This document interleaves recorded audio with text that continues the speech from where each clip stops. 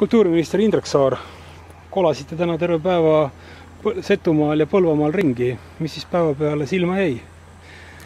Muljeid on väga palju. Me tegelikult juba eile hommikust peale kolasime. Eile hommikul sõitsime Tallinnast välja kogu Kultuuriministeeriumiga. Meie delegatsioon oli 50-liikmeline. Ja programm oli väga intensiivne.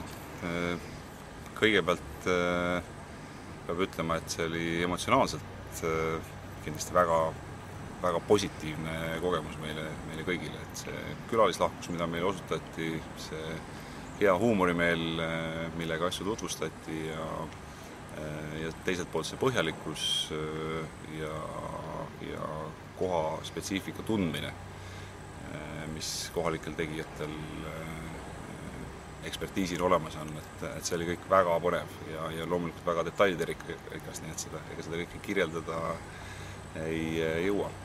Üldkokkuvõttes võib öelda, et see, mismoodi Setumaa kultuur on siin, eriti viimasel aastal, kus nüüd on ka Obinitsa oli kultuuri pealinn, on välja paistma hakanud ja kui mõtestatult ja järjekindlalt sellega tegeldakse, et see on väga positiivne ja väga hea näide. Et kindlasti on sealt väga palju õppida. Kui minister külas käib, siis traditsiooniliselt ikka küsitakse raha, et kuidas sel korral? Millised investeeringud jutuks tulid? Me siin praegu just Põlvamaa omavalitsusliiduga rääkisime pigem korraldusliku poole pealt. Et küsimus seoses sellega, et maavalitsused ei oma tegelikult väga palju vahendeid selle jaoks, et kultuurikorraldusega tegelda ja omavalitsusliidud üritavad seda koordineerida, aga nende vahendite arv on tänasel hetkel ju üsna piiratud. Et siis me arutasime seda, et mis on need võimalikud tulevased arengud, et see kultuuri koostöö omavalitsuste vahel oleks tagatud, sest on väga palju asju, mida ei tehta ainult ühe omavalitsuse territooriumil, kus huvid on ühised. Aga kui neid mitte koordineerida, siis iseenesest nad ka ei juhtu. Et selles mõttes meil ühine huvi nii nagu Põlvamaa omavalitsuste liidul, nii ka meil, et seal ei